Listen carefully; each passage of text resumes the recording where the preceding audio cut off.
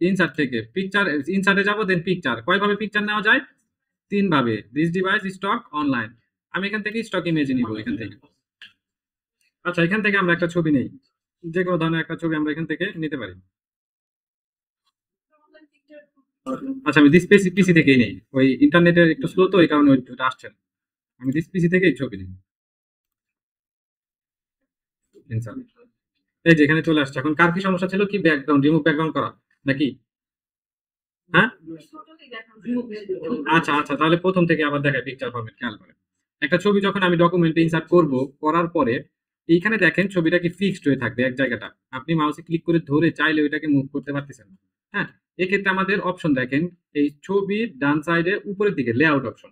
এই layout option থেকে আমরা উইথ টেক্সট র্যাপিং যে অপশন আছে, এইখান থেকে আমরা যে কোনো একটা দিয়ে দিলেই আমরা এটা কি করতে পারবো, মুভ করতে পারবো। উইথ টেক্সট র্যাপিংটা কি আমি একটু পরেই দেখাবো। আচ্ছা, এইখানে যে র্যাপ টেক্সট, এই এই যে যে অপশনটা আছে, সিমিলার অপশনটাই পাবেন এই যে এখানটাতে, উইথ আপনার র্যাপ টেক্সট এটা। এখন এখান থেকে আমরা যে কোনো একটা দিয়ে দিচ্ছি আপাতত, দেওয়ার পরে আমরা এটাকে মুভ করতে পারবো। এখন এটাকে ছোট বড় করবো কিভাবে? এই যে এই পাশে যে পয়েন্ট আছে, বা এই যে যে চারপাশে দেখেন চারপাশে যে পয়েন্ট গুলো আছে, যে কোনো একটা পয়েন্টে লেফট ক্লিক করে ধরে মাউসের ধরে আমি ড্র্যাগ করলে ভিতরের দিকে ড্র্যাগ করলে ছোট হবে, বাইরের দিকে টানলে হচ্ছে ছবিটা বড় হবে। যদি রোটেট করতে চান এখান থেকে এই যে উপরে, এখান থেকে আপনার এটাকে রোটেট করতে পারবেন। ক্লিয়ার?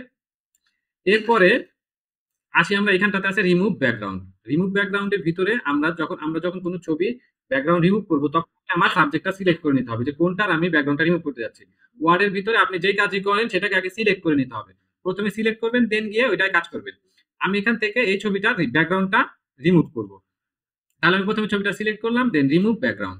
এখন রিমুভ ব্যাকগ্রাউন্ডে যাওয়ার পরে ও অটোমেটিক কি করতেছে, এখানে দেখেন যে একটা মেজেন্টা কালার একটা আপনার চারপাশে এটা কি কভার হয়ে গেছে না?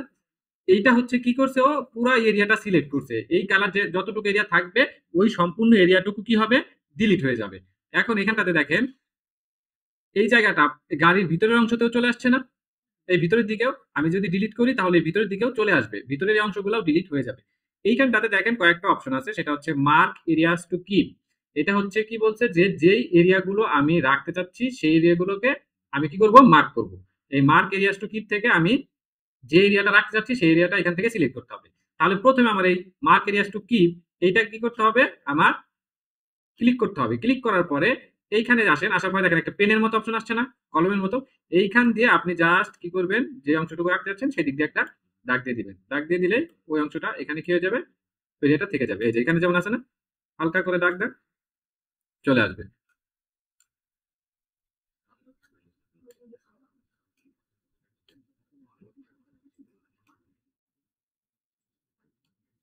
চলে আসছে, ঠিক আছে। এখন আপনি এইখান থেকে আরেকটু আছে, এই যে এইখানটা নিলাম। নেওয়ার পরে এরপরে আছে mark area to remove. Mark area to remove, এটা এখানে কি বলছে দেখেন, draw lines to make areas to remove from the picture. এখান থেকে আমার একটা লাইন ড্র করতে হবে, যে অংশটা আমি কি করতে যাচ্ছি, রিমুভ করতে যাচ্ছি, ওই অংশগুলো আমি কি করব, ড্র করে দেখিয়ে দিব।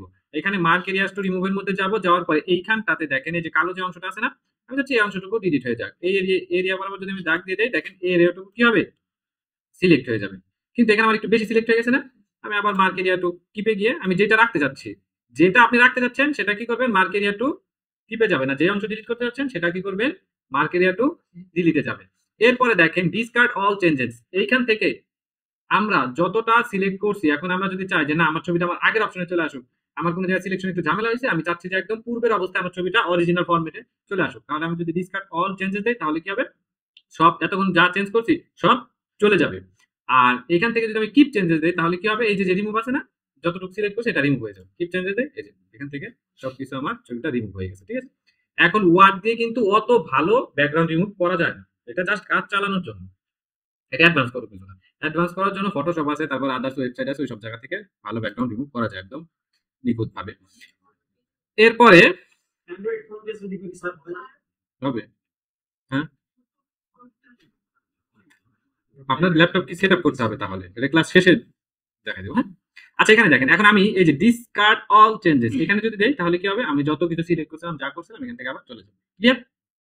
এরপরে আসি আমরা কারেকশনে। কারেকশনের মধ্যে কি আছে, একটা ছবির আপনার ফিল্টার ইউজ করেন না ছবি তোলার পরে, যে ক্যামেরার মধ্যে বিভিন্ন ধরনের ফিল্টার থাকে অ্যান্ড্রয়েড ফোনে, এটা জাস্ট ফিল্টারের মতো। আপনি এই ছবিটাকে বিভিন্ন ধরনের ফিল্টার এখান থেকে অ্যাড করতে পারেন। দেখেন, আমি এখান থেকে যদি মাউসটা ওভার করি চেঞ্জেস আসতেছে না? চেঞ্জেস খেয়াল করেন, কালার চেঞ্জ আসে, জাস্ট এটা ফিল্টার, আর কিচ্ছু না। এরপরে যে কালার, এটাও সেম ফিল্টারের মধ্যে কাজ করবে, যেখানে যেরকম দেখতেছেন ওই জিনিসটা এখানে চলে আসবে। এরপরে আছে মোর ভেরিয়েশন, এখানে গেলে বিভিন্ন ভেরিয়েশনের কালার টালার এটার উপর ওভারলে করতে পারবেন। একটা গ্রিন স্টোন দিবে, পার্পল টোন দিবে, এরকম, ঠিক আছে? বিভিন্ন ধরনের অপশন আছে এখানে। তারপরে আর্টিস্টিক ইফেক্ট, এখানেও সেম, এটাকে জাস্ট এই সবগুলাই ফিল্টারের মতো কিছু। হ্যাঁ, মোবাইলের মতনই, তেমন আলাদা কোনো কিছু না। এই যে এখানে হচ্ছে ট্রান্সপারেন্সি, ট্রান্সপারেন্সিটা কি হালকা হালকা করে দিবে ব্যাপারটা, এটাকে ছবিটা কি করবে, হালকা করে দিবে। এই যে হালকা ওয়াটারমার্ক, ওয়াটারমার্ক আমরা দেখি না বিভিন্ন শীটে বা বিভিন্ন জায়গায়, ওয়াটারমার্কের মতো করে দিবে, ঠিক আছে? এরপরে আপনার এখানে দেখেন একটা জিনিস এখানে লাগবে, সেটা হচ্ছে চেঞ্জ পিকচার, চেঞ্জ পিকচার। আপনি যদি এইখানটাতে, এই জায়গাটাতে চাচ্ছেন যে এখানে আমি একটা ছবি নিয়েছি, এইখানটাতে আমি এই জায়গাটায় অন্য একটা ছবি দিয়ে আমি রিপ্লেস করবো এটাকে, তাহলে চেঞ্জ পিকচারে গিয়ে আপনি দিস ডিভাইস বা ওই অনলাইনের যে ভেরিয়েন্ট গুলো আছে ওইখান থেকে যে কোনো একটা নিয়ে ছবিটা চেঞ্জ করতে হবে। এখান থেকে আমি এটা সিলেক্ট করে দিলাম, দেওয়ার পরে ইনসার্টে যাই, দেখেন এই জায়গাটায় পিকচারটা চেঞ্জ হয়েছে। অনেক সময় দেখবেন আপনি ডকুমেন্ট ফরম্যাট করতেছেন, করার পরবর্তীতে আপনার কি হচ্ছে, ওই ছবিটা আপনার ভালো লাগতেছে না, ফুল করার পর আপনার ভালো লাগলো না, এখন আপনি চাচ্ছেন এই জায়গাটায় আমি ছবিটা কি করব, চেঞ্জ করে দিব। আপনি যদি নতুন করে আনতে চান ডকুমেন্টে দেখবেন যে লেখাটাকে অনেক সময় এলোমেলো হয়ে যাবে। যেমন এইখানটা থেকে আমি একটু দেখাই দিই কোন সমস্যাটা হতে পারে। আমি একটু দামি টেক্সট নিয়ে আসি।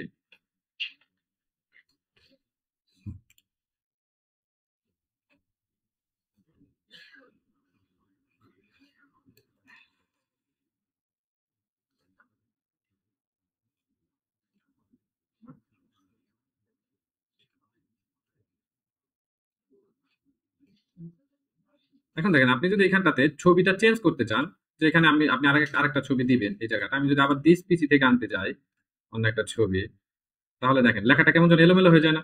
হুম, ভেঙে গেছে, এখান থেকে লেখা এলোমেলো হয়ে গেছে আপনার যে ফরম্যাটটা। কিন্তু এটা যদি আমি এইভাবে না নিয়ে এই ছবিটা সিলেক্ট করে ইনসার্টে যাই, গিয়ে পিকচার ফরম্যাট, তারপরে চেঞ্জ পিকচার, দিস ডিভাইস, এখান থেকে আমি জাস্ট একটা ছবি সিলেক্ট করে চেঞ্জ দিলাম, এই জায়গাটা আপনার কিন্তু ছবিটা চেঞ্জ হয়ে গেছে। আচ্ছা, এই ছবিটা দিয়েই মনে হয় আমি করছি, তাই না? দিস ডিভাইস থেকে আর কোনো একটা ছবি। দেখছেন? ওই জায়গাটাই সুন্দরভাবে যেরকম ছিল, যেমন আপনি এটাকে ট্রান্সফর্ম করে যতটুকু রাখছিলেন ওইটুকুর মধ্যেই জিনিসটা কভার হয়ে যাবে। ক্লিয়ার?